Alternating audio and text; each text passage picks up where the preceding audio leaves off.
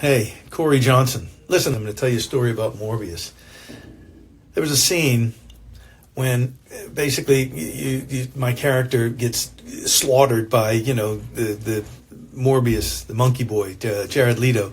And before then, I was sitting there reading a paper, and I thought, why can't I just stay here? Why can't I just stay right here? And then I'll make it to the end of the movie. And a guy, I was talking to a guy, was explaining this to him, and he said, same thing happened in Ex Machina.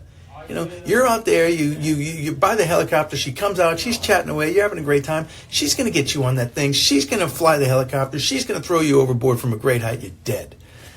And my dad used to always say to me, hey, you got a job, that's great. What page? I'd say, what page what? He'd say, what page do you die on? I've got this reputation for dying in movies, and because I'm always in the wrong place. And so from now on, buddy, I'm telling you, I'm taking a page out of your book. My mantra, when I look at these scripts, don't go out there. In a world where zombies, ghosts, serial killers, and vampires all exist, it's Nico, Brian, Mike, and Dustin, and they are all that stand between you and the films that could end the world. Welcome to the Don't Go Out There Horror Movie Welcome back, Podcast. everybody, to the Don't Go Out There Horror Movie Podcast. Just want to thank all of our fans and listeners. We really appreciate all support. You guys are awesome. Before we get into tonight's film review, I just want to give a quick shout out to our website, don'tgoouthere.com. My man Brian has done a fantastic job with the website. He's got it looking great. Everything about our podcast is on there. All of our episodes and interviews from episode 1 to our weekly release. If you want to check out all of our episodes there, maybe you have an office job, don't have access to your phone, you can listen on your desktop computer.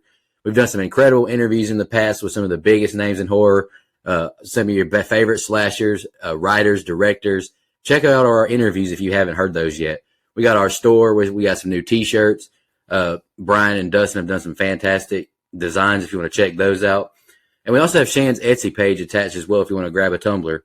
And we also have our social media, Facebook, Twitter, Instagram, YouTube, and TikTok. We love interacting with our fans. We love, meeting new people. We love answering your comments and questions on the air. So definitely check us out on social media. And the last thing I want to shout out is our Patreon. We call it Blood Donors. We have the traditional monthly reoccurring kind. You're a big fan of our podcast, a big fan of our show. You want to help support us. That option is available. And we also have one-time donations. If you want to donate and, if you have a film review you want us to do, that option is available as well. All right, guys, let's jump into the film review. This is going to be our final film review of January.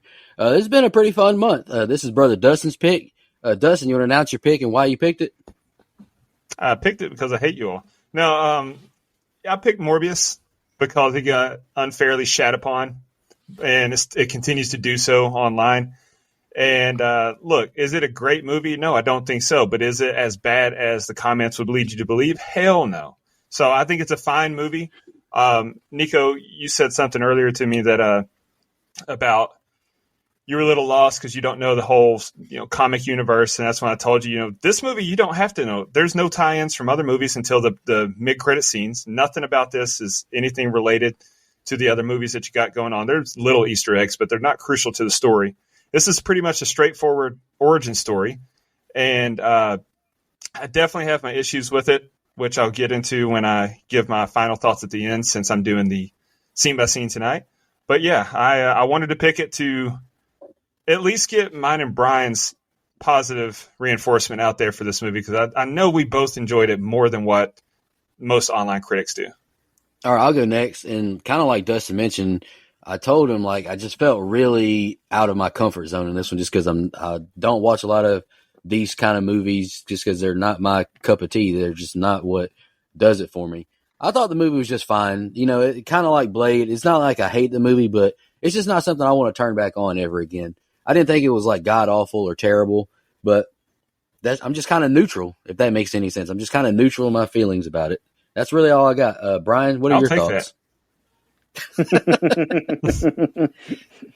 No doubt. I like it too. Yeah, I'm an MCU fan, but those toxic MCU fans that won't accept anything from the Fox universe or the Sonyverse, that's not me.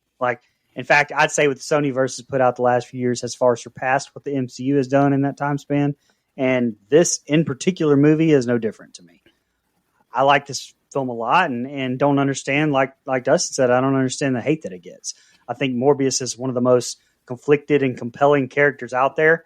You know, there's a lot of anti-hero Venom vibes, and I fuck with that big time. I love it. Jared Leto gets a lot of undeserved hate. I think he's one of the best actors out there right now.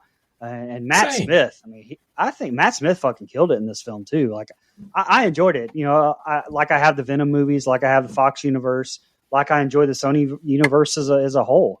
I truly believe the hate stems from toxic MCU fans who want the movies in the Sonyverse to fail. Which, I mean, given the mediocrity that Disney's put out film wise lately, makes no real sense to me. But yeah, I mean, like I said, this is my jam. I liked it. Brother, that Fox and Sony verse stuff was just like speaking Arabian to me. I didn't know nothing you just meant. Same. I don't know what the hell's going on, man. But all right. So here's the deal. I don't like this movie. I don't think it's good. It's not my cup of tea. But I'm not going to sit here and say it's the worst piece of shit I've ever seen. I mean, in the same vein as Nico, I just kind of find myself not interested in what's taking place. I actually do think the movie does a good job the first maybe 40 minutes or so, setting up an origin story. And then I think it gets really messy and a little sloppy and all over the place. And I'm just not into the character, so I'm not being as forgiving as I am with other films. And look, I didn't say that it was rational to feel this way, but once we start getting more in the like comic book superhero section of the film, it just loses me. It's just not something I enjoy. And I know that's ridiculous because we've done movies about a fucking burnt man that wears knife gloves. Like, I get it. Like, I understand the irrationality of that. But when it hits, it hits, and when it doesn't, it doesn't. And for whatever reason, this movie just about halfway through, it really lost me. Again, I'm not going to say it's bad. You know, Brian mentioned the acting. I think the acting is pretty good. Matt Smith, you mentioned. Jared Harris plays their mentor, and he's phenomenal in the Chernobyl short series. Fucking awesome. So I just wanted to throw that out there. He's one of my favorite actors. But he doesn't really do shit in this movie, in my opinion. So I feel like that's a wasted thing. I feel like they waste Tyrese Gibson here too. I feel like should have been a much bigger part, a much bigger story. They didn't really give him a whole lot to do. But I actually think Jared Leto is fine. Like, I'm with you, Brian. I think Jared Leto is a really good actor. And I'm with Dustin too. Like, I like a lot of his stuff. But for whatever reason, and it could just be my lack of superhero-like or whatever, he's very calm and very plain in this movie. Like, there's something missing to his performance. And I've seen Suicide Squad, unfortunately, but he is the best part of that film. And how eccentric he is playing the Joker. Like, I know the acting chops are there, and I just didn't get it out of this film. So I was a little disappointed in that. All in all, it's not the worst thing I've ever seen, but it just isn't for me. Unfortunately, I wish it was. I wish I liked the MCU and the Sonyverse and the Foxverse and the Suck This Dick verse, whatever. I wish I liked all that, but I don't. Whoa, he doesn't like it. You wish you liked. I do have a question. I have a question. So, because I just want, this is just for my clarity. When you say that this movie gets comic booky, can you explain what you mean? Like, compare this movie to, say, Underworld. What about this is more comic booky than like Underworld?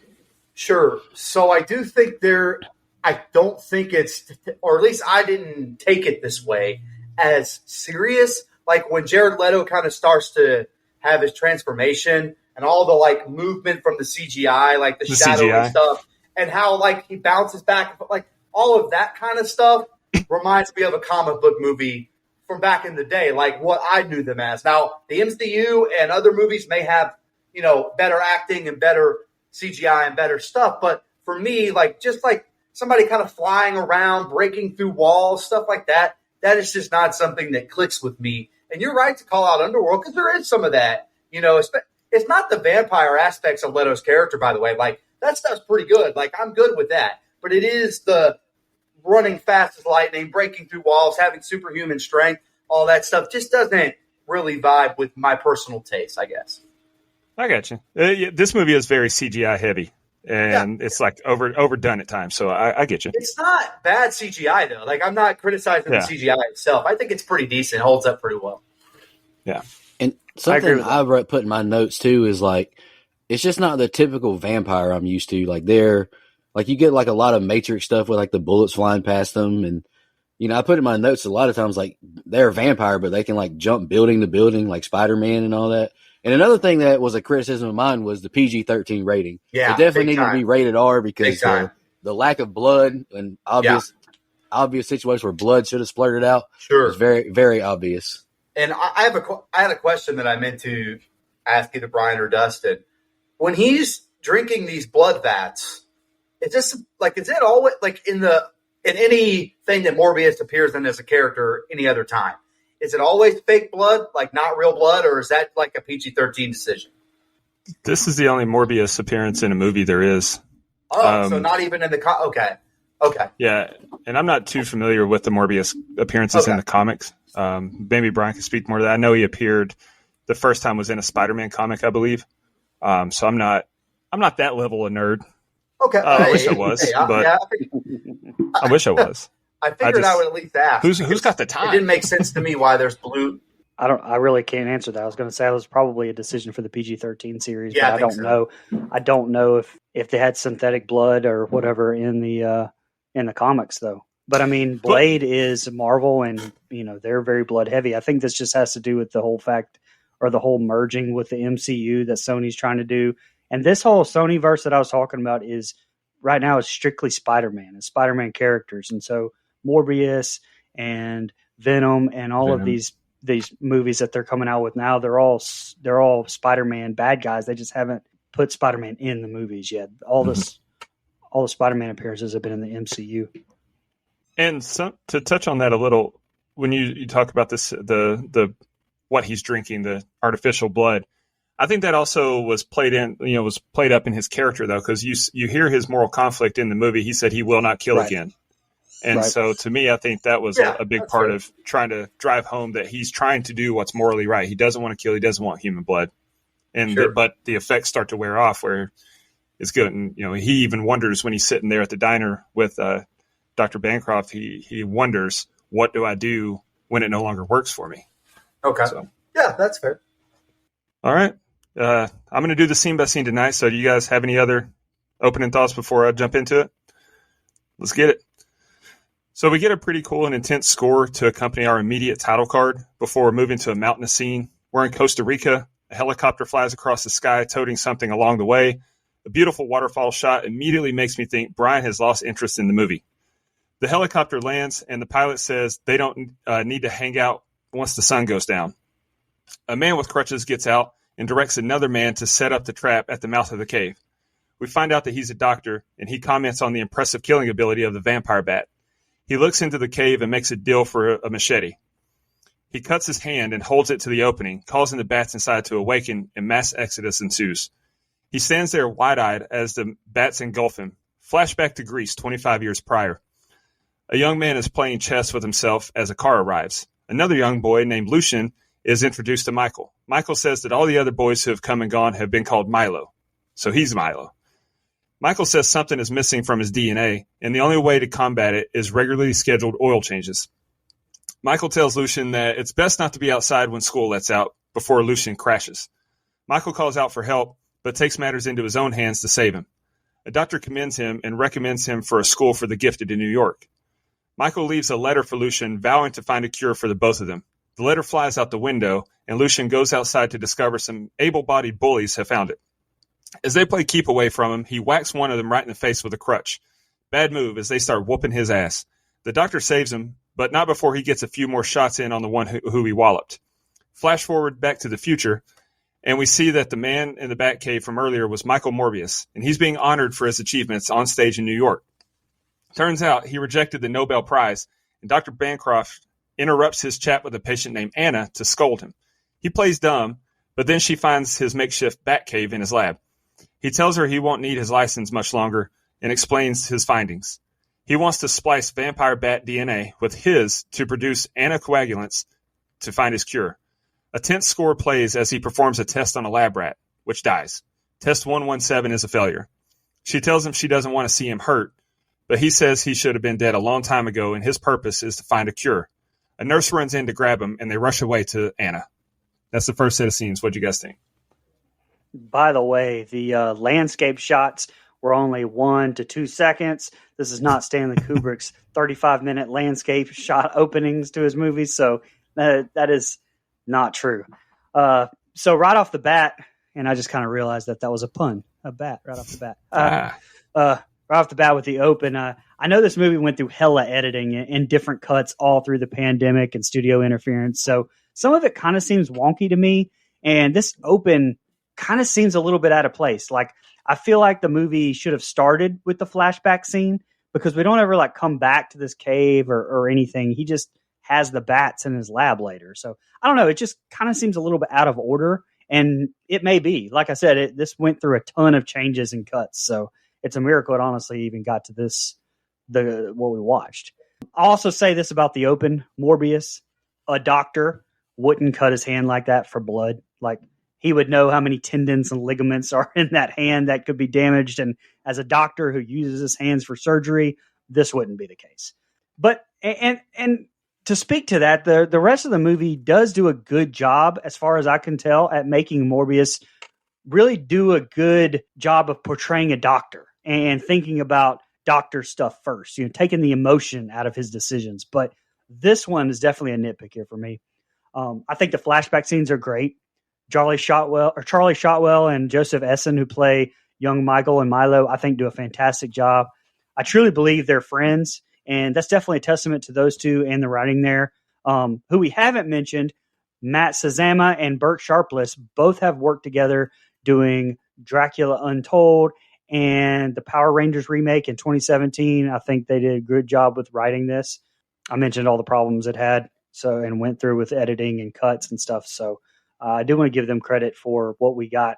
I love the little Easter egg. This is the last thing I have, but I love the little Easter egg with Dr. Nicholas talking to Michael and telling him about the school for gifted children in New York. Mike and Nico, he's talking about Xavier's school. Xavier's the leader of the X-Men. So anyway, nice little Easter egg and nice open. That went right over my head, but I like knowing. At least I know that fills in some gaps, so I'm good for that. Hey, it's funny. I started this off the same way as Dustin. I said, nature shots. Brian is going to fucking hate this thing. Even though I knew you liked it, I still had to get that in, pal. This like this cave rainforest area kind of makes it start out like a Predator film. And I'm like, okay, maybe this is a little different than I thought. It's not. But I think it's funny because right here in this particular scene, Jared Leto looks like somebody who would lead a cult. I'll let that sit for a little bit. I'll let you use Google for that. God, I hate hand slicing in any movie. Anybody that willingly slices their own hand.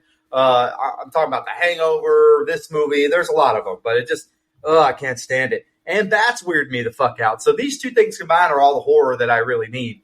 As far as I'm concerned, I fucking hate bats. Side note, and I'm sorry for anybody that listens to this show that loves chess, but I'm about to criticize. That is a sleepy game, a snoozer. Unless I'm watching Queen's Gambit, I have zero interest. But apparently a lot of smart people play it, so what the fuck do I know? I mentioned Jared Harris in my opening, which I know he has a small part here as their mentor. But, like, he's, again, in Chernobyl and a few other things that I really do like. So I feel like shouting him out as a talented actor is worth doing here. Because I'm not familiar with the character, it's hard to know if Jared Leto is actually doing a good job or not. I mentioned it in my opening where it's not necessarily that I think Leto is bad in the film. I don't know. Like, I really don't know. I'm a little miffed because I like Leto, the actor, quite a bit. So I kind of just expected a little more, but it could be the character. And I understand that. That's a little bit of my not having the association there. Last thing, at the very least, in this portion of the movie, I am into this plot and story. Like, I'm into the friendship of Morbius and Milo. Like, I really like the backstory that we're given so far, and I think it's very interesting the way they're kind of setting up the origin story. So far, so good. Yeah, and I just want to say again that I was really out of my comfort zone, so I did my best. I don't have a lot of notes through the whole film, but I'm 3 for 3 with you guys. I said nature shots to start off, hell yeah. But I'm sure my man Brian has this at a -5 already. Damn. You built up a reputation, brother. Wow. Seriously, though, these jungle Brian shots hates are nature. beautiful. He does hate nature. Ever since I used to watch The Big Bang Theory, I've noticed how insecure or perhaps arrogant doctors are when they have to say that they're doctors. And geez, Jared Leto, that cut across your hand looked painful. And like Brian mentioned, it's pretty damn dumb and risky. Like you mentioned, your hand's full of tendons and ligaments. You were real close to ending your whole practice, brother. Lucian, that's the most appropriate name that can be used in a vampire movie. It's horrific seeing young Milo pass out. It breaks my heart seeing children this level of sick. It kills me. I hate that. I don't mind the child prodigy approach, but fixing a highly advanced piece of medical equipment with a pin spring, I thought that was kind of lazy, but maybe I'm just being too nitpicky. I love how much the doctor believes in Michael, and I appreciate the bond between Michael and Milo. It's disgusting seeing these bullies attacking a sick kid. Like, what the hell is wrong with them? I'm not a smart man when it comes to science and chemistry, but I appreciate this conversation between Michael and Martine trying to find his cure. I guarantee that PETA lost it seeing this test mouse croak, but actually didn't croak later on, so maybe I shouldn't have wrote that down. But you can feel the panic when the nurse says it's Anna. There's a lot going on, but like everyone else said, I'm invested so far. All right. Anna's temperature is spiking and her kidneys are failing. Michael gives her an injection and she stabilizes, and Dr. Bancroft looks back to see that the rat from earlier is back to life. It worked. Michael goes to see Milo, and Michael says they miss him at Horizon and they could use his mind. They go for a walk, and Michael tells Milo he's close to a cure. It's experimental, questionable, expensive, and illegal. Oh, and dangerous. But it could be their last chance. Milo agrees to go forward with it. Out on international waters, Michael performs a test. The DNA is stable. He's done it. Test 243 now. Human trials. Dr. Bancroft hooks Michael up and injects him in the back before strapping him down before he starts convulsing. One of the crew members goes to check on Michael and gives Dr. Bancroft some condescension before we see that Michael is unstrapped from the table. He's crawling on the ceiling and now has a vicious mouth. Pause. The crew members open fire on Michael. Bad move. Michael lunges at them and rips him apart. He's full-on vampire now. After exiting the room and locking the door, Dr. Bancroft pleads with Michael to stop before the rest of the ship crew busts in and knocks her to the ground. Another bad move. Michael bursts through the glass, and after seeing Dr. Bancroft lying unconscious on the floor, he cleans house. Moving at the speed of light and dodging bullets like Neo in The Matrix, he's a force to be reckoned with. We get a cool-looking cutscene of the final kill before flashing to Michael waking up. He sees his hand go from beast claw back to human and looks into a mirror and sees he's Jack now. Nothing like the puny, sickly fella he was before. He finds Dr. Bancroft and hears her heartbeat to discover she's still alive. That's the next set of scenes. Go ahead. That's great effects too, by the way, when he went from being a super skinny kid to or a skinny dude to just a ripped up beast. Yeah, I thought that was great effects. But I do have a few problems though with this open here and Anna. First being a plot problem, like we never see this kid again the rest of the movie. So was this like an editing thing or a writing thing here? Because as it stands, like what's the point to just show Michael doing, I don't know, doctor stuff or something? Because if so, maybe we should have consulted some physicians here, because inducing a coma means the patient will not be able to breathe on their own and needs to be intubated and have oxygen. And that didn't happen with Anna. So basically they just killed Anna. We get introduced to Matt Smith's older Milo. And like I said, he steals the show to me. I think he and Leto do just as good of a job as selling their relationship being real. And I think the dialogue isn't clunky to me and it feels genuine. Even the jokes they share, which are mostly from Michael. Leto he has a great performance all the way around. And like I said earlier, they sell the science first, but also give him a personality with the jokes outside of that. Like the Notebook line. It was, like I said, it felt genuine. I thought it was funny. Another little Easter egg in this scene and the story behind the Russian bodyguards of Milo's is because he angered a Russian man while playing cards. And that's a reference to the Kravinoff family and Kraven the Hunter, who's a Spider-Man villain as well and long been rumored to have an upcoming movie. So just throwing that out there too. The action sequences here are very Matrix-esque. Even the Spider-Man or Arkham video games style. I don't mean that as a slight at all. Like I don't know of another way you could have really shown it. I think it looks good. Digital Domain, if I'm not mistaken, did all the visual effects in this movie, and some people have complained about them. Not me, and it doesn't sound like you guys feel that way either. I think they look great, just in my opinion. And the last thing, they also do a pretty good job of being violent and yet not showing a ton because of the PG-13 rating. And I know we touched on this in the open, but I think the slashes are pretty well done here for the most part. The one in the base of the ship on the black guy, I think, should have been hidden better. Lack of blood there was a little bit ridiculous. There would have been a lot of more blood spray there. But yeah, I even like the little Freddy Krueger scratch on the pipes of the ships. I thought that was a nice little touch there. Yeah, you mentioned Anna, and I have it right here at the beginning. They do a good job making me care about her in a very short period of time, very limited appearance, which is why it's so fucking frustrating because we never see her again. She has no involvement in the rest of the film, and I'm like, man, that sucks because I kind of like that doctor-patient relationship. I want that delved into a little bit more from a story, and plot standpoint. And when it's a little disappointing that we don't get it. Side note, nothing wrong with quoting The Notebook. Elite fucking film. So quote The Notebook all you want. Great movie. Don't give me these looks. That is a great fucking movie. Thank you, Nico. Thank you, bud. If you're a bird, I'm a bird. Anyway. But again, I agree with Brian. Morbius and Milo's friendship seems genuine.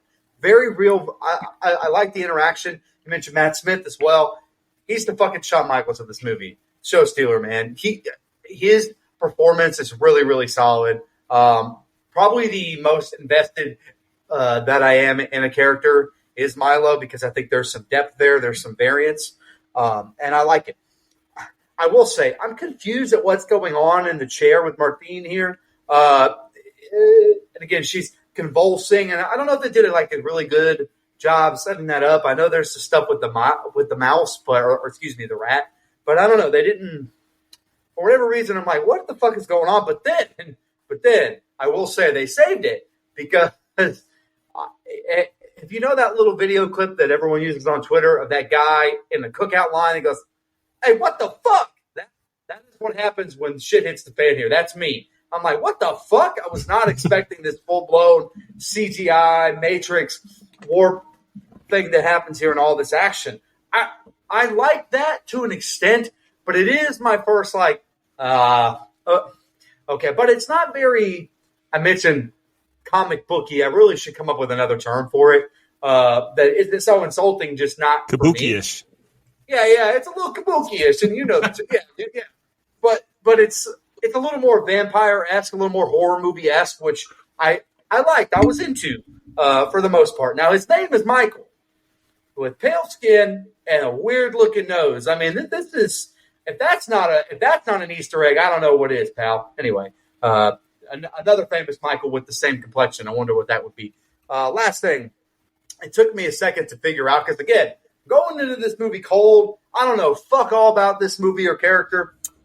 I just took me. Oh, he's a vampire. I put it in my notes. Oh, he's a vampire. Okay. Because I was so fucking confused until it hit me. So overall, I do think again we're still on the part of the film. I think they laid some good groundwork. They're telling a good story. They're on the right path. I think it's a pretty decent set of scenes. Okay. The first thing I noticed was you can see the sense of urgency in Michael when he's helping Anna. You can tell he really cares about her. Dr. Martine's face when she says it worked, I thought was really well acted by her. Jared Leto and Matt Smith, both two-time DGOT alumni on the show. And I'm really looking forward to another Jared Leto movie down the road we're going to do. Okay. I mean, it's not a fun watch, but it's a really good movie. Great makeup on Matt. He looks really old and sickly. I think they did a good job with that. I hate to admit, I laughed seeing the two men walking on this busy public sidewalk. I know the people behind them were fuming and pissed off at them. This is completely unnecessary, the Notebook slander. Like Mike said, it's a great movie. Michael Morbius, chill out with that. Milo and Morbius both do great facial acting, displaying their fear and desperation to trying this cure that's very risky. Spinal Tap looks horrible. I pray to the good Lord I never have to get one of those. Good Lord. This guy entering the lab is such a douchebag to Dr. Martine. I'm already looking forward to his death, which might end up being my favorite just because I hated him. Michael Morbius fucks these guys up. Whatever was in this cure is like a sprained ankle. Nothing to play with. Martine looked hilarious passing out. Looked so unnatural. I didn't think that was well acted by her, unfortunately. Or it might have just been the way they filmed it. Morbius has a good look, but the fighting looked like PlayStation 1 Tekken. Wasn't a fan of it. Throat slash with blood, with no blood coming out. Like I mentioned earlier in the beginning, PG-13 rating in full effect and needed to be rated R. Morbius body transitioning back to normal, I thought looked really good. Like his hands, I thought it looked really good. Has to be a horrifying feeling for Michael finding all these dead bodies and Martine knocked out on the ground. I thought it was another decent set of scenes that, but they were really neutered with the lack of blood. Go ahead, Dustin. All right. So Michael finds the security monitors and watches the replay of his carnage. I kind of wanted him to pull out the telestrator and go full John Madden with his film breakdown. Boom! But alas, he was in shock at what he's done and he pukes. He puts out a mayday call and requests help. In the morning, some tugboats arrive and the FBI, led by Roman Pierce, are scoping the scene. The man who made the mayday call wiped the security footage and jumped overboard. It appears Dr. Bancroft is the only survivor. Lucian, or Milo, watches the news report the next day with a look of regret on his face. Michael wears an effective disguise, a.k.a. a hoodie, and goes to visit an unconscious Dr. Bancroft in the hospital to apologize. From there, just like anyone wanting to perfect their craft, back to the lab. He's having difficulty standing, showing the serum is losing its potency. He chugs some artificial blood, and he's back, baby. He records his thoughts and says he has an overpowering urge to consume human blood, but he feels great. He parkours around the joint and says his strength and speed are superhuman. He locks himself in his bat chamber and says he feels a kinship with them. He's developed echolocation, but he hasn't figured out how to work it yet. We get some cool visual effects of him ironing out the kinks, and he's able to throw a ball off the wall and catch it with his eyes closed. The artificial blood sustains him for 6 hours, but the window is shrinking. He wonders what will happen when artificial blood no longer satisfies, and what if he goes cold turkey. He locks himself in a control room and vows that what happened on the ship won't happen again. Later, he gets a visit from Milo, who finds him in a bad way. Michael directs him to grab some blood from the freezer and is in shock at what he's seeing. Michael is healed, but Michael refuses to give the cure to Milo. Milo pleads with him and says he can make the boat incident go away. Michael says it's a curse and he can't. He yells at Lucian, or Milo, and tells him to leave, and his face transitions into the vampire version for a moment. Tyrese and his FBI partner go to visit Dr. Bancroft in the hospital now that she's awake to ask her what happened on the ship. They show her some photos, and she says she doesn't want to talk about it. She doesn't really remember. Tyrese asks about Morbius before giving her his card and leaving. Go ahead. Look, Morbius's disguise with a hoodie is better than most of the Marvel disguises, where all they put on a blank cap and that's it. Like that. Yeah. That's the disguise for most of the time. Clark Kent just wearing a pair of black glasses. Hold on. I mean, yeah. That's no. I'm not gonna let you get away with that. Freaking Joe Goldberg has a better disguise than this motherfucker, man. This motherfucker think he's Solo Sikoa out here with his hoodie like nobody could recognize him. Come on, man. I'm going to say I'm not the biggest fan of the two FBI agents. I know they're here to add another level of adversity for Michael, but at no time does it ever feel like that they matter in this movie. And there's a part I'll get to a little bit later, but to add to that, you have Roman Pierce / Tyrese. I called him Roman Pierce too, Dustin. Nice. Playing the straight guy to Al Madrigal's comic relief, and that's just bad casting, I think. No offense to Madrigal. I guess it is all the offense to Madrigal, actually. But I think he's awful. Like, it's awful casting. Like, maybe it could have worked with the roles reversed. I don't know, because we know Tyrese can play the comic relief role. But do you even need that? I mean, I don't think so. I mean, you can have them both play it straight. I think it's just a dumb addition that doesn't really do it for me. So, sorry, Madrigal. I guess we won't have you on the show now. But, yeah, bad and annoying. There's another cool little Easter egg here. When Michael returns to the ICU to check on Martine, you guys will actually get and appreciate this one. When he's reading the chart, the intercom says the name Michael Corvin, the name of the werewolf in Underworld. If you remember in Underworld 1, Corvin was going through the final stages to becoming a surgeon. So I thought that was a nice little touch. I also want to say I love Leto's acting when the serum is wearing off as he goes for the fake blood. I mean, showing his legs start to not work again. I think he did a great job doing that. And while we're talking about very cool stuff, I think the sonar shit is very cool. Like how it's shown with the effect and all of his, quote, testing of all his abilities and pushing himself to the limit. Again, very scientific, and I like that a lot. Now, they did miss something when Michael gets in the tank with the bats. His hair, clothes, nothing moves at all. And the amount of wind in that thing from the bats flapping their wings, like that's definitely a CGI blunder, I think, where they missed there. And the last thing I'll say here, Milo is meat.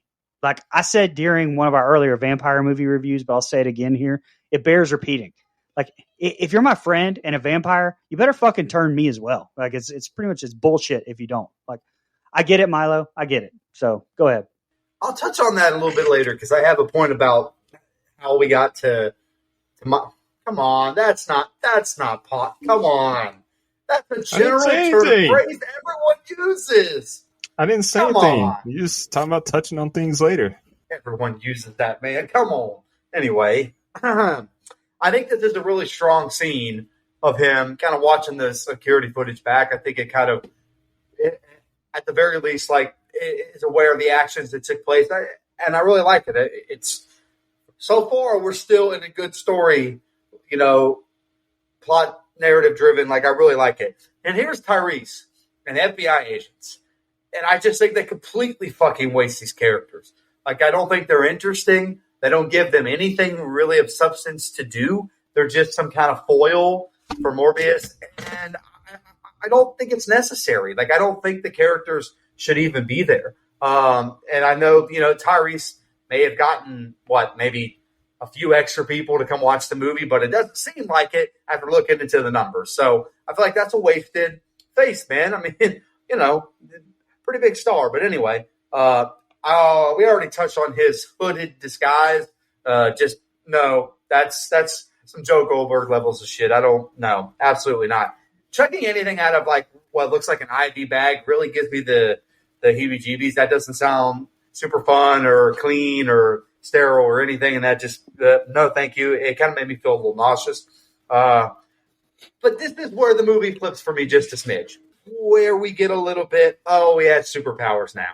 He the movie just starts to kind of lose me here. And I already talked about how irrational that is, but it's just how I feel. I said, but that's all vampires, though. Whenever they turn, I mean, they basically got superpowers for the most part. This still feels compared to some of the other. I have, unfortunately. Wow, it's a good movie. No, it's not. No, it's not. All right. I mean, it's fine. I've seen worse movies. It's good. I mean, Bruno exists. I'm just saying, worse movies exist. Bruno exists. Rubber. Yeah, Rubber's pretty Human bad. Centipede. No, hey. Fuckers. Go ahead, sorry. You're fine. I just meant the over-the-topness with it. I guess, Brian, him turning into Usain Bolt mixed with Ronnie Coleman as far as speed and strength just really aren't moving the needle for me. I don't know. That just takes it from, not that this is believable. Like I said, it's irrational. Because we're talking about vampires here in this setting. But this somewhat grounded in some kind of reality that we have so far. This is where it takes that turn for me, where he's bouncing off walls, he's breaking through them, flying over them, doing loop-de-doos in the middle of the air. Just not for me. Starts to lose me here. And at some point, that's unfortunate because they've done a really good job of setting up the characters here. And it's just, this is where the movie kind of starts to take a little bit of a turn for me. I have less to say after this, I promise. Vomiting after seeing what happened seems like an appropriate response from Michael. No clue how I'd react. I mean, that's got to be tough to process everything I just done. And this probably isn't fair, but I just can't take Tyrese seriously after the "what more do you want from me" video. Just, good Lord. The clown painting on the wall of Milo's house is horrifying. Who the hell would want that there? Morbius is doing his best Jack Torrance impression, throwing that ball against the wall in his lab. Shout out to The Shining, phenomenal movie. And this is where my simple man mind kicks in. I just thought the energy radiating from his body, those blue waves, I thought it looked cool as hell. This runs on a little long, but I like how he's vlogging and noting all his findings as we see his body reacting to the blood. Michael has better handwriting with a bloody finger than I do with a pen and paper. I have horrible handwriting, if anybody didn't know that. Milo has to feel inspired and horrified by Morbius in this glass cage. And I guess I disagree with you guys, but in the first half of the movie, Matt Smith, I thought it was great in Last Night in Soho, but these interactions with Michael, I didn't think he was that great. I think he gets better, but I didn't think he was that great in the beginning. I deeply apologize to Tyrese and Al Madrigal, I think that's how you say his name, but these guys aren't believable at all as the detectives. in this interrogation with Martine. But I did think the set of scenes was decent. And I'm not a fan of the detectives either, Brian, so I'm only going to get worse and worse as it goes on. I completely agree. I think that Tyrese was miscast. Al Madrigal, is what it is. I think if they had a different guy cast opposite of him, but we're used to seeing Tyrese. I mean, he's Roman Pierce, who is a complete moron. Like, he is the comic, he's the comedic relief. And so if you had someone else cast there, I think it would have been better. Anyway, a nurse hangs up some x-rays, and as she's walking away, the lights start flickering and she's terrified. She runs down the hall before they stop flickering, and she catches her breath. A vampire hand grabs her by the throat and pins her up to the wall. We get a look from down the hall as she screams and is taken down. Back in Anna's room, Dr. Morbius sits with wide eyes and hears some voices until he snaps out of it. He walks out of the room to see people rushing down the hall to the dead body. He looks confused and heads back to his lab. He takes all the artificial blood and heads out in his disguise, a.k.a. the fucking hoodie. It doesn't stop the FBI from finding him, though, and Tyrese thanks him for his artificial blood saving his life. They ask him how he is on boats, but Morbius says he doesn't have good sea legs. I thought that was funny. The FBI radio says lock the joint down, and as they go to handcuff Morbius, he opens a can of whoop-ass on them and runs away. He leaps several stories up and scales a stairway to the rooftop, where he ditches his bag and takes a leap, but he's detained. They take him to a detention center where he writes in his journal that the intervals of artificial blood, the effectiveness is down from 6 hours to 4 hours and 22 minutes. Tyrese and his partner go in to interrogate him, armed with holy water. I thought that was funny too. They tell him the dead men on the boat aren't enough to ruffle their feathers, but the single mom nurse is. He doesn't know why he did it. He tells them he needs the bag of artificial blood, and he needs it badly. Then he spoofs the Incredible Hulk and says they won't like him when he's hungry, and he lets out a growl. Back in his cell, a lawyer comes to visit him. It's Milo. He tells Milo that he's being charged with murder. He says maybe he blacked out. Milo says he doesn't believe it and that he knows Michael and he only ever wanted to help people. When visitation is over, Milo drops a bag of blood on the bed on his way out. Michael discovers that Milo has left his cane behind, and we see that Milo is walking fine now. Enraged, Michael drinks the blood, and it's Morbin time. He does his best Juggernaut impression and bursts through the cell wall like the Kool-Aid Man on steroids. Making his escape, he leaps from building to building before stopping to hear Milo buy a newspaper and eventually kill the merchant for besmirching Michael's good name. He uses his Batdar to hone in on his location and confront him for taking the serum. Milo admits to killing the nurse, but says he didn't know how to control his powers. After saying he won't go back, Milo gets the vamp face and says he won't go back before knocking Michael to the ground and taking off. Michael gives chase and they fight through a subway station. Some cops try to apprehend them, but Milo goes vampire mode and kills them all. He turns his aggression towards Michael, but Michael says he won't fight him. Milo runs towards him, and we get some wicked slow motion effects to show how much time slows down for Morbius. He jumps in front of a train and flies away. Go ahead. I love the "it's Morbin time" that you threw in there. You're welcome. If you don't know what he's talking about, there was a lot of rumors that the script actually had written in the script of him saying it's Morbin time. And I think that was debunked, but Jared Leto did make a TikTok video or Instagram video, some sort of clip of him jokingly reading a script called like "It's Morbin Time Part 2." But anyway, that's where all that came from. But I thought it was pretty funny. I will say at the start of this, though, it's kind of weird that nobody would find the nurse's body until the morning. But with that said, I mean, it is a bizarre, different sort of hospital anyway. So, and speaking of that, I mean, not real sure what was going on with the whole light situation in the hallway. I don't know. I mean, his vampire powers doesn't make the lights go off. So, I don't know. It made for a good shot, but it didn't make a lot of sense to me. Also, this is what I was referring to earlier when I said the FBI thing was dumb. I mean, you're telling me Agent Tyrese caught up to him that quick after getting his ass kicked in the lobby, and then Morbius couldn't have just easily disarmed him like he did the guys at the start. I mean, I hated that. I also didn't like the whole holy water joke, so I'm sorry, Dustin, I disagree with you there. By what Detective Dipshit, I don't know. Again, what is happening here? When Morbius, he could easily break these handcuffs and just dip out anytime. So it made no sense to me that he would sit there through this whole entire thing. If he was weak and needed the blood, I mean, okay, but he's shown walking around perfectly fine. So there was no cue that he was weak, like we got earlier with him starting to not be able to walk. So I don't know. I didn't really catch that whole thing. I did like the whole little Kaiser Soze nod when Milo was leaving the jail cell, with that same camera shot on his feet as they did in that movie too. And he just started walking correctly. But then immediately you see Michael punch the wall to his cell. And so you're telling me the guards heard a thud and then immediately ran to get all their fucking assault rifles? That kind of seemed a little bit like overkill. But anyway, just another little nitpick. Was Milo killing the newspaper guy? And yet he's shown like later with zero blood on his shirt after. So I don't know. Maybe that was added in post, but that didn't make a whole lot of sense to me either. So yeah, this group of scenes at this point was my least favorite in the whole movie here. But the ending here with their conversation in the street and in the subway, I thought was awesome. Like the effects with them fighting and Matt Smith's amazing over the top scene stealing performance, dancing, killing those police officers.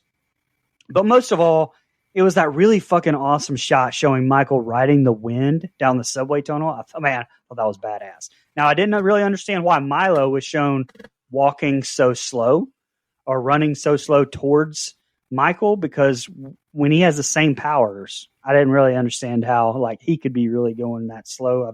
Wouldn't they both just be really going fast? But kind of threw me for a loop. But overall, I didn't care for that this whole entire group of scenes except for the end. So I could be completely off base here. I could be in a different fucking time zone here. I chalked it up to the serum is stronger for Michael because it was formulated with his DNA. So maybe I just excuse this. Okay, it's taken to him better because it was he's the one formulated with his DNA spliced, and so that's also why I chalked it up in the end. You know what happens at the end. The reason one beat the other is he's a little stronger. I could be wrong. Okay, all right. Well, hey, there you go. All right. So the reason I mentioned not liking the the FBI agents earlier is because of this set of scenes where finally we get some interaction with Leto and these guys, and it feels like it's all for nothing. Like I felt like, okay, we're finally getting, maybe something is really about to pop off here, and then all of a sudden, Michael Morbius turns into Jean-Claude Van Damme, where he's able to just know all these crazy extreme fight moves, and I know he has powers now, but for me, it's just so hard to like not compartmentalize the character we just saw, and now he's a totally different thing. Like it just. For me, and maybe that is why the whole superhero thing doesn't click for me. I don't know. I got to say, I was not expecting him to get caught, though, and thrown in a jail cell. That was added some more realism back. I thought that was pretty interesting. Now, how we get out of that is not my favorite. But credit to them for actually doing that. I thought that was, at least interesting. And then...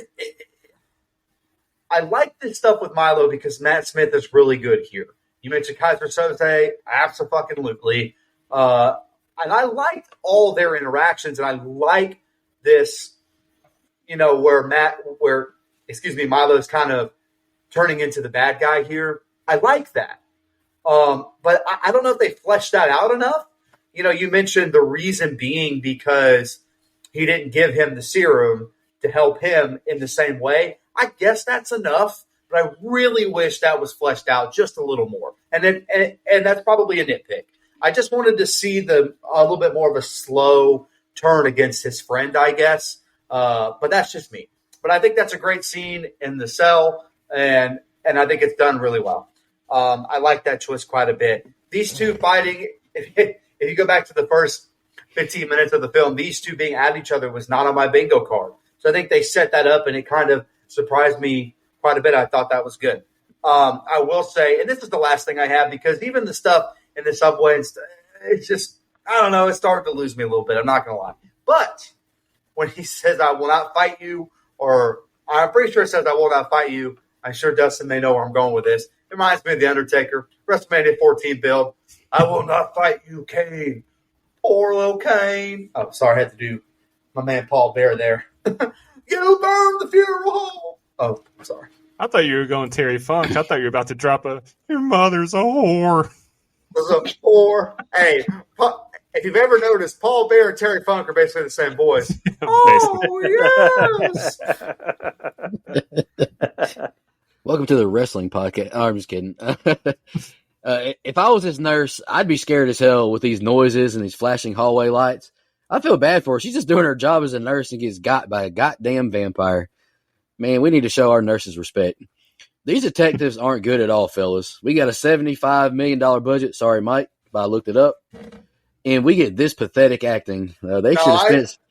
I'm with you, bud. No, They could have got somebody better. Morbius superpowers, bouncing around, doing some things, looks cool, but I don't know if these Matrix bullet slow motions are necessary. I think I'm kind of with Mike when it kind of gets a little comic-y for me. You don't want to see me when I'm hungry. All right, man. My man Dustin was hating on Frozen a couple weeks ago with the great dialogue, and look at this shit. Oh, I can't lie more. No.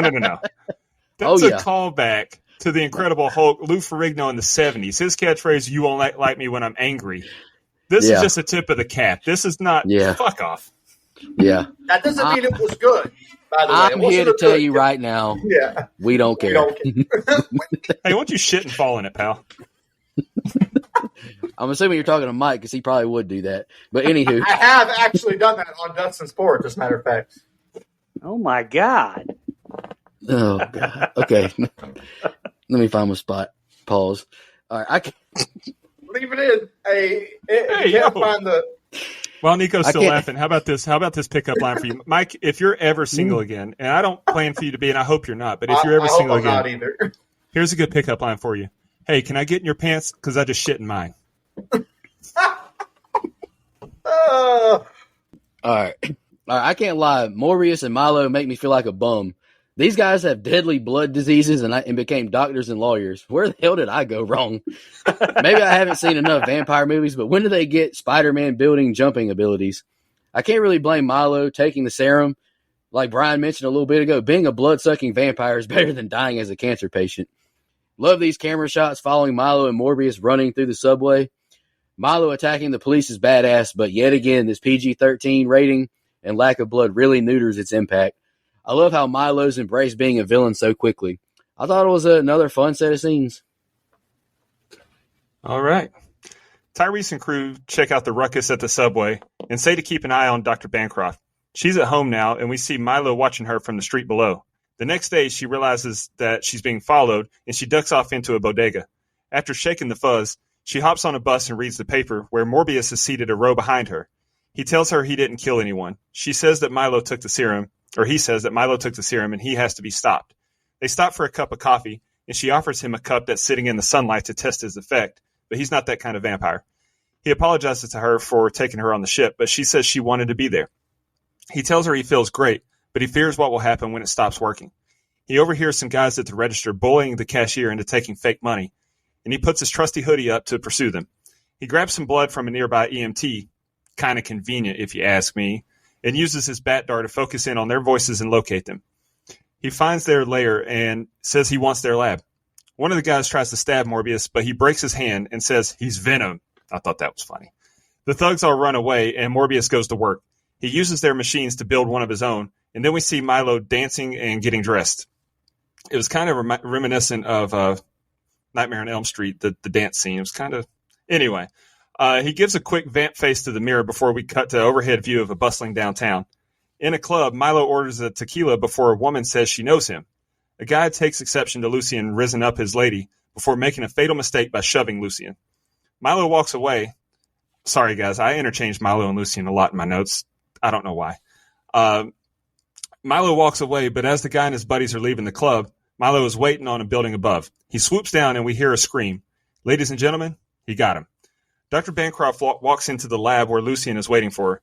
He says he's worried about Michael and asks where he is. She denies, and he leaves, but not before making it as tense as possible. The police raid Dr. Bancroft's home, but she's not home. In the lab with Michael, she cuts her finger trying to feed a cat, and it almost sends my boy into a frenzy. He says he feels primal. She stops the bleeding and meets Michael up on the roof for some tonsil hockey, and Milo is playing Peep and Tom from across the way. The FBI get the CCTV footage of what happened at the nightclub and discover that it wasn't Michael. The news says that Michael is the prime suspect, but there may be more than one killer. Milo's doctor goes to visit him and tries to reason with him, but Milo doesn't want any part of that. After he tells Milo he's repulsed by what he's become, Milo vamps out and lays waste to him. Back with Morbius, Dr. Bancroft is researching how to kill vampires while Michael works on an antidote. He says that by tomorrow his window will be closed and he refuses to consume human blood.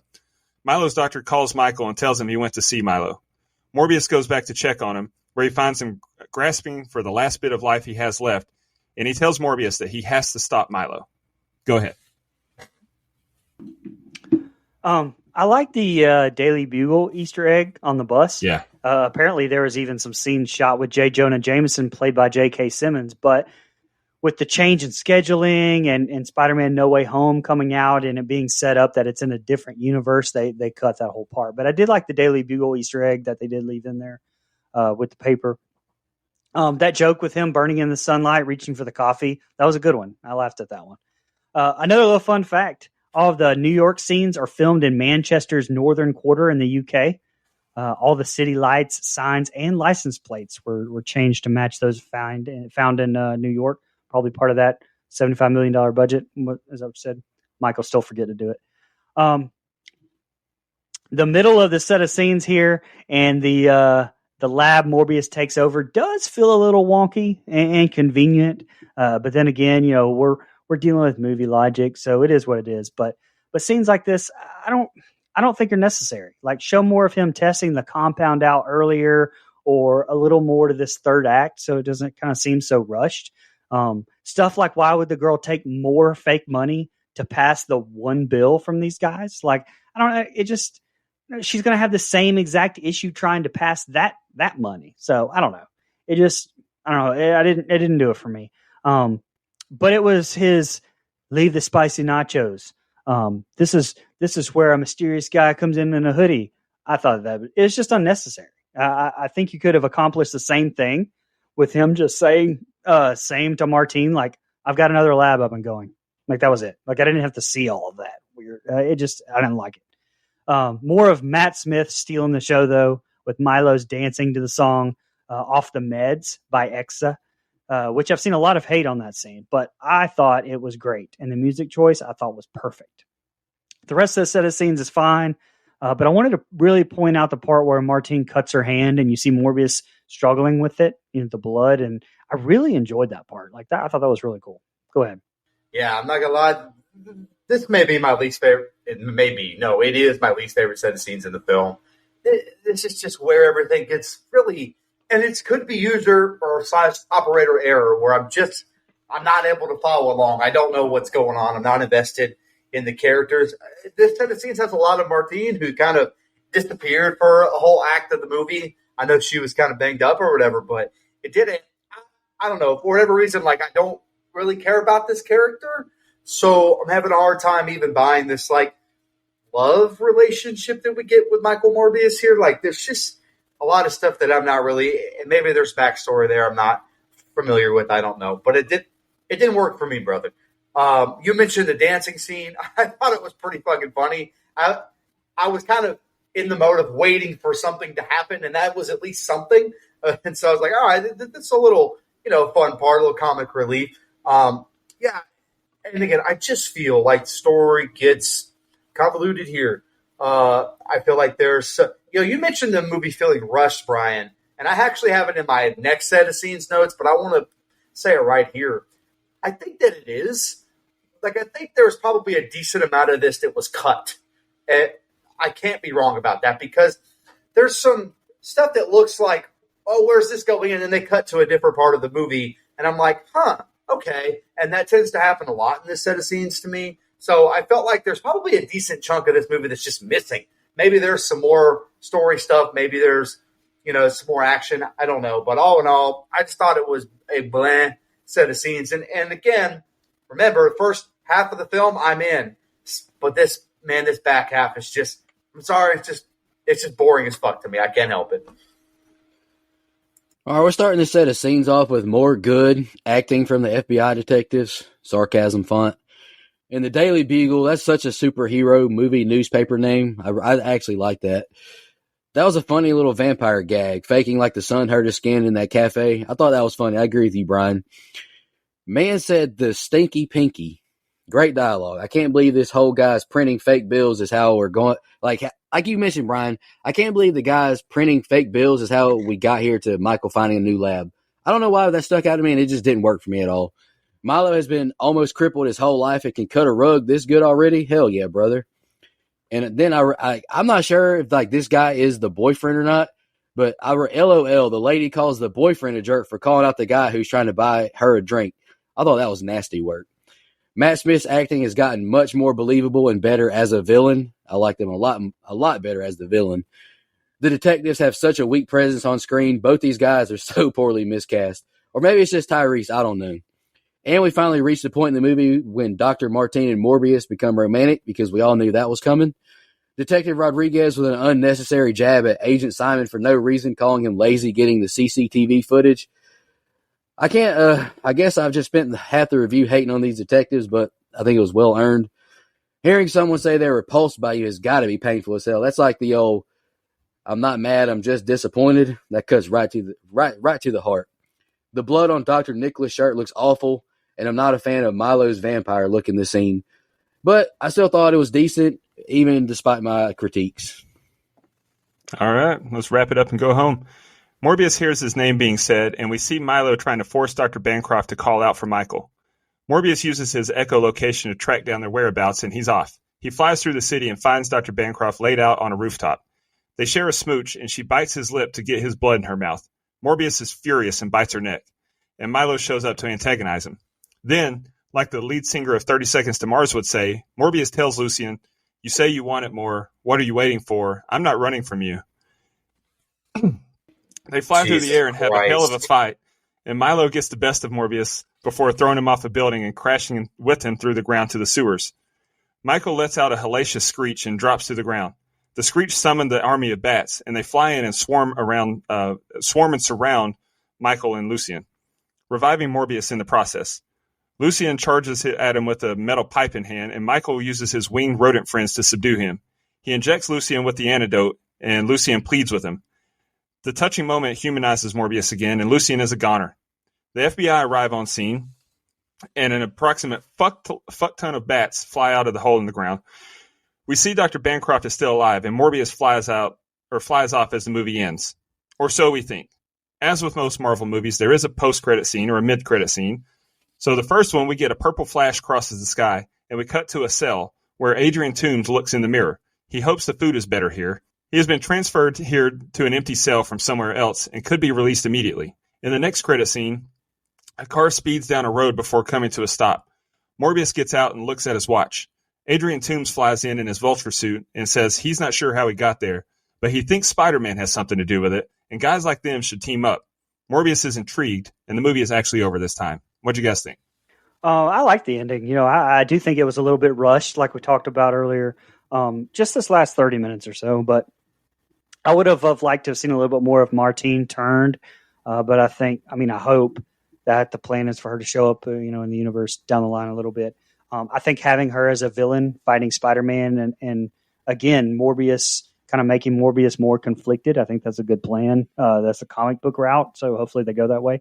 A nitpick I had during the final fight, like we had these two guys, they were thrown through walls, off buildings, but their suits must have been made of some of that John Wick shit because they were undamaged. Definitely another oversight, I think, in my opinion, from Digital Domain. But I enjoyed the ending. Talking about the post-credit scene, again, a reminder that this got pushed back because of the pandemic. So Spider-Man No Way Home came out first with the whole multiverse explanation. So, yeah, this post-credit scene definitely seemed very wonky. I've used wonky 3 fucking times I've just noticed in this review, but whatever. Probably only 3 times I've ever used it ever in the show. But especially the second post-credit scene seems very forced. Like I saw behind the scenes where it was changed, so Morbius isn't reacting to what Michael Keaton, Adrian Toomes is saying at the time. So that does explain why his responses seem so bizarre. But the first one I thought was fine, and it explained why Toomes was now in this Spider-Man universe and not in the MCU anymore. But the second setting at the Sinister Seven, I didn't know. I didn't really care for that. Go ahead.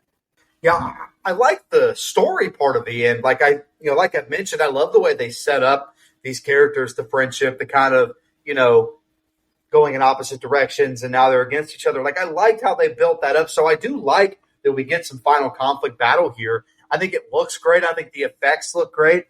And I do like the fact that Morbius had to kind of make his own creation to kill off this version of a vampire, simply because it's not, like a movie vampire where sunlight or, cross or whatever kills a vampire. In this, it has to be something that he creates. So I thought that was a nice touch, and I thought their final battle was really cool.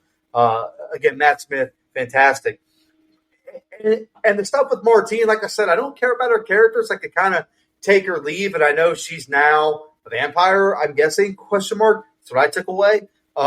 That's fine. I just, again, I'm not super invested in her character, but I do think that makes sense. So I was on board with that. I will completely 100% transparency.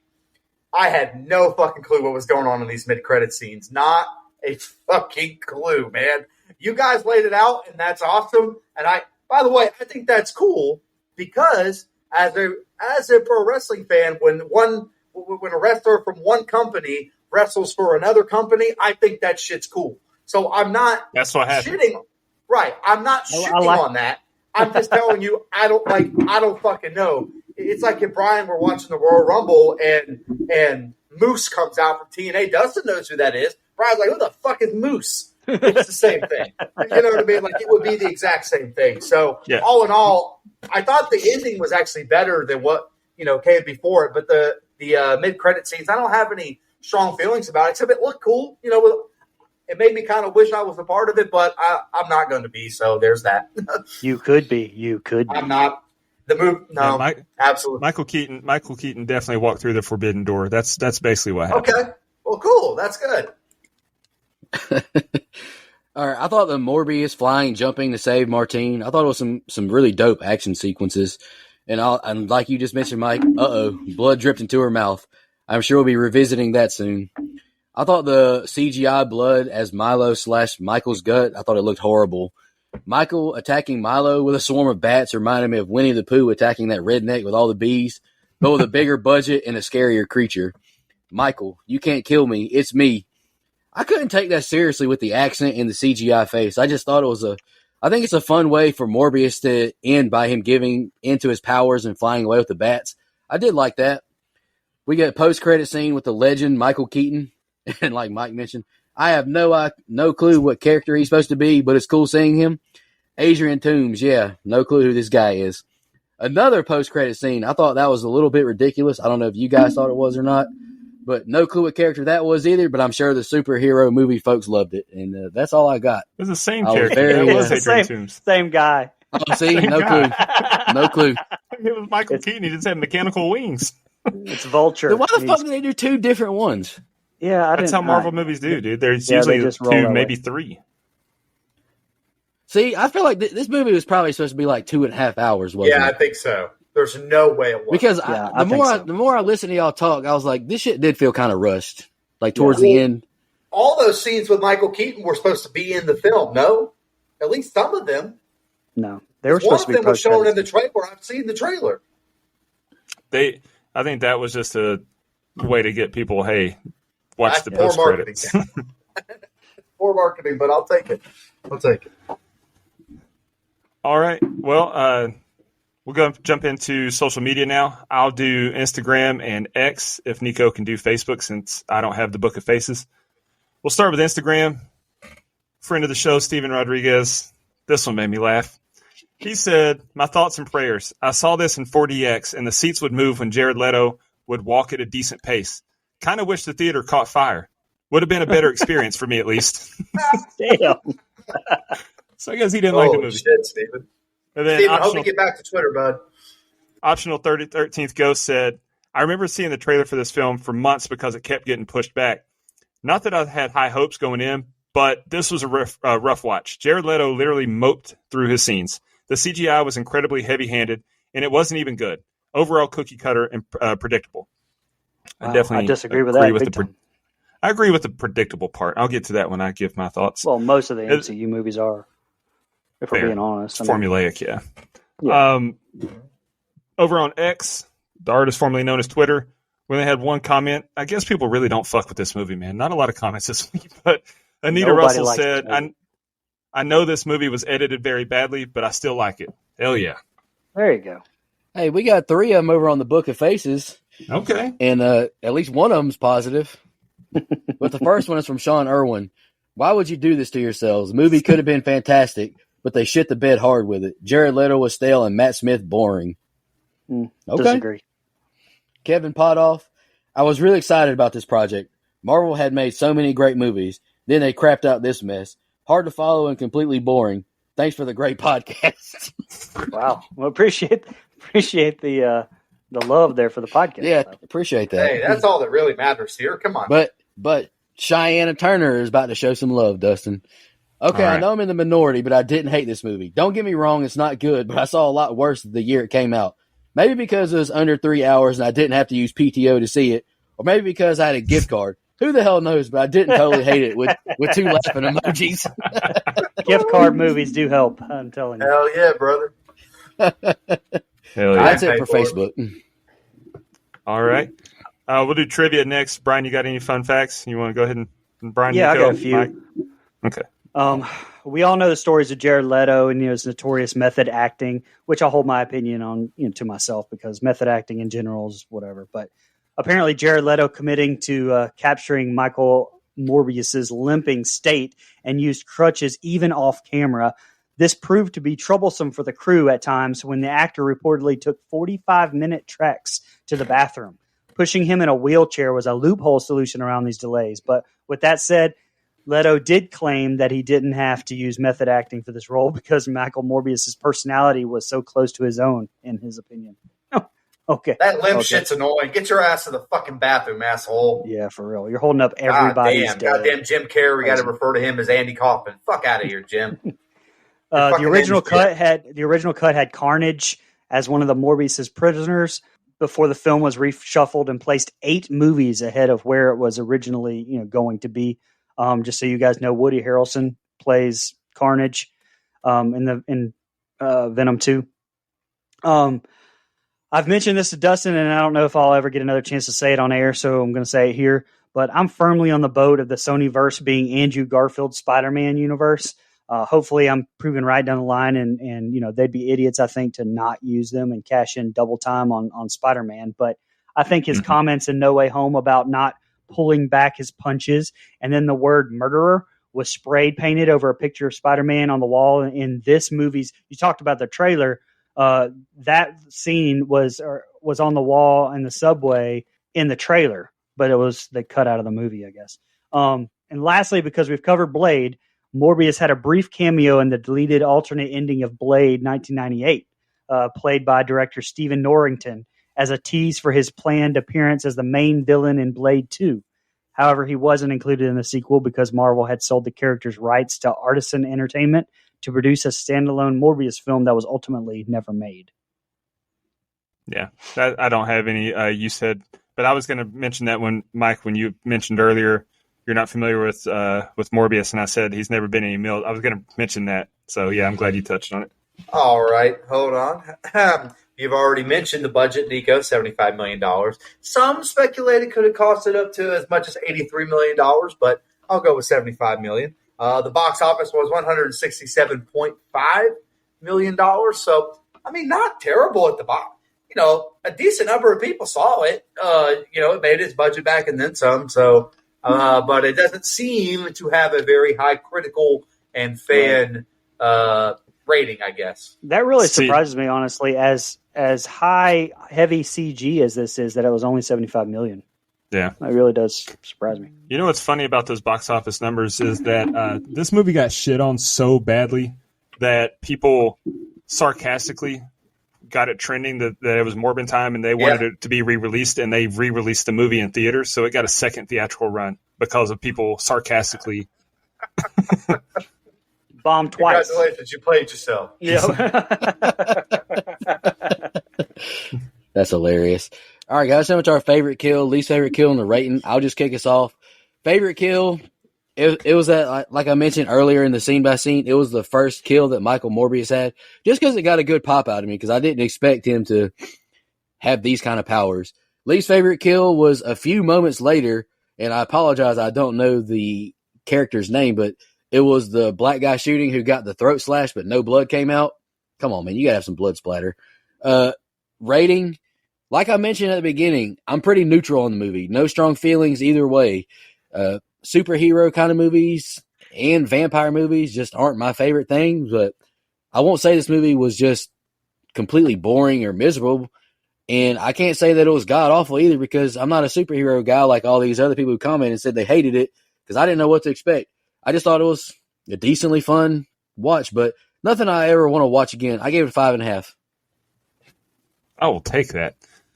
Let me go ahead and knock mine out if that's okay with you guys. My favorite kill was the first guys on the ship, like kind of collectively all of them, because it's a great way to just throw us into the action. I get what you're saying. We didn't get enough blood, but as far as complete tonal shift of the movie, it was awesome. Least favorite kill to me was Milo, because it was a very disappointing conclusion to him.